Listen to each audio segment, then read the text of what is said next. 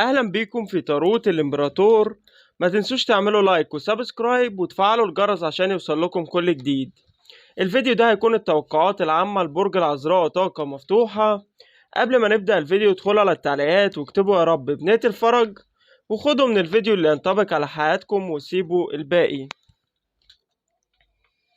برج العذراء، مبدئيا كده انا شايف ان زي ما يكون في انفراجة مادية كبيرة جدا داخل حياتكم، سواء كان اللي فيه منكم بيسعى لوظيفة، وانا شايف ان انتوا هتحصلوا على الوظيفة اللي انتوا بتتمنوها وبمرتب كويس جدا. واللي فيه منكم ممكن تكونوا بتشتغلوا، وممكن يكون عندكم ترقية او علاوة، وممكن يكون اللي فيه منكم شغال على مشروع او على فكرة وانتوا حاسين انها مش هتحقق الدخل اللي انتوا بتحلموا بيه، وفجأة هتلاقوا ابواب الخير كلها ربنا فتحها ليكم وهتعود عليكم بخير كبير جدا. واللي فيه منكم عنده فكرة وعايزين تشتغلوا على الفكرة دي وحاسين فعلا ان هي ممكن تحقق لكم دخل كبير جدا، فانطلقوا. لان انا شايف ان على قد سعيكم وتعبكم وعلى قد ما انتوا عارفين ان انتوا هتقدروا تحققوا فيها النجاح، وربنا هيرزقكم على قد التعب اللي انتوا هتبذلوه.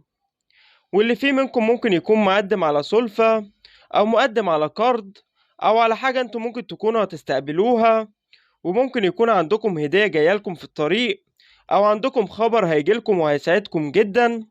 بس انا شايف ان في حاجات كتير حلوة وفي تغييرات كتير هتسعد قلوبكم وهتغير الوضع اللي انتم ممكن تكونوا تعبانين بسببه. بس انا شايف ان الكروت هنا بتأكد ان في حاجات كتير هتبقى احسن مما انتوا عليها دلوقتي.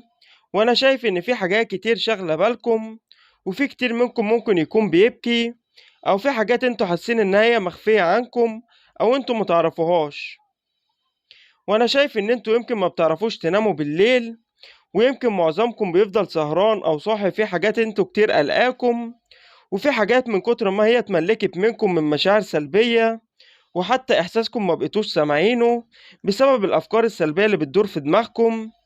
بس انا شايف ان زي ما يكون في اسئلة كتير او حاجات كتير انتوا بتدوروا على اجوبة ليها، وغالبا الاجابات دي فيما يخص حياتكم العاطفية. بس انا شايف ان انتوا هتكونوا في علاقة، او بالفعل انتوا في علاقة، والعلاقة دي توأم شعلة، والعلاقة دي زي ما يكون مقدر ليها انها تكون موجودة. وان كان في الفترة دي حاسين ان اللي انتوا بتتمنوه مش قادرين تحققوه، او حاسين ان في عقبات او في مشاكل او خلافه،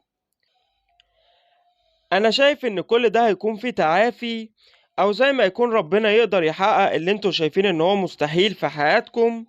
واللي فيه منكم ممكن يكون تعبان نفسيا او بتعانوا بألم، انا شايف ان باذن الله هيكون في تعافي.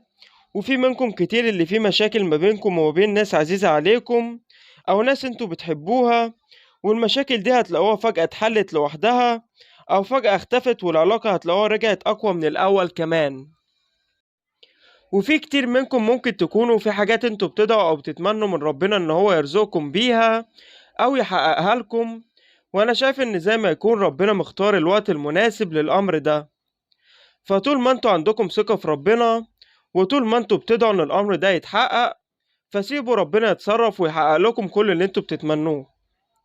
بس انا شايف ان في دعاء مستجاب ليكم. انا شايف ان باب الحب مفتوح ليكم، على الرغم ان زي ما يكون انتوا طول الوقت في مراقبة وفي استكشاف، وبتدوروا على حاجة معينة او بتدوروا على اجوبة لاسئلة محيراكم. انا شايف ان في شخص انتوا قدرتوا توصلوا لقلبه، وشايف كمان ان الشخص ده بيحبكم جدا. وإن كان في ما بينكم وما بين حد مشاكل وانتوا حاسين إن الأمر ده تعبكم، أنا شايف إن الأمور هترجع أحسن من الأول، والعلاقة هترجع من تاني. بس أنا شايف إن الحب موجود، وأنا شايف إن في حاجات انتوا ممكن تكونوا بتتمنوها، وبدافع الشغف اللي في قلوبكم بتدوروا إن هي تتحقق، بس عايزينها تتحقق بأسرع وقت وبالوقت اللي انتوا محددينه وبالطريقة اللي انتوا عايزينها. مع ان في بعض الامور انتوا متعرفوهاش، ومحتاجين ان انتوا تنتظروا للوقت اللي ربنا محدده للامر ده. انا شايف ان اللي فيه منكم ممكن يكون في علاقة عاطفية ومنفصلين حاليا، سواء كانت علاقة حب او كراش او حتى متزوجين، وزي ما يكون كان في بروك في العلاقة، او كان في مشاكل او عدم اهتمام او شك. وانا شايف ان العلاقة دي هترجع من تاني، وهيكون ليها بداية جديدة، فما تقلقوش. لأن أنا شايف إن في هنا حب متبادل، يعني مش حب من طرف واحد، يعني انتوا الاتنين بتحبوا بعض، انتوا الاتنين مهتمين بأمر بعض. بس ممكن يكون عدم الاهتمام أو البرود ده بسبب إن الشخص ده ممكن يكون بيمر بظروف صعبة في الفترة دي، أو عنده مشاكل أو عنده ضغوطات كتير في الفترة دي، وهي اللي ممكن تكون مؤثرة على العلاقة دي. لكن أنا شايف إن الشخص ده بيحبكم وما يقدرش إن هو يبعد عنكم، لأن أنا شايف هنا إن انتوا الاتنين توأم شعلة، وانتوا الاتنين بتكملوا بعض، وانتوا الاتنين ما تقدروش تعيشوا من غير بعض. أنا شايف إن البعض منكم من كتر التعب اللي انتوا ممكن تكونوا مريتوا بيه في العلاقة دي، من عدم اهتمام أو برود في العلاقة، وزي ما يكون عايزين تمشوا من العلاقة دي، وعايزين تاخدوا القرار بالرحيل بس مشتتين، ومش عارفين تمشوا ولا تستنوا.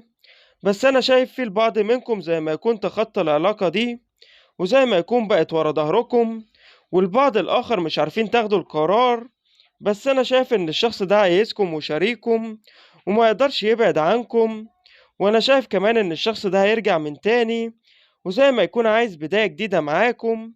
اكتبولي في التعليقات هل هترجعوا للشخص ده تاني ولا لأ. ولو عجبتكم القراءة ما تنسوش إن انتوا تعملوا لايك للفيديو واشتراك في القناة.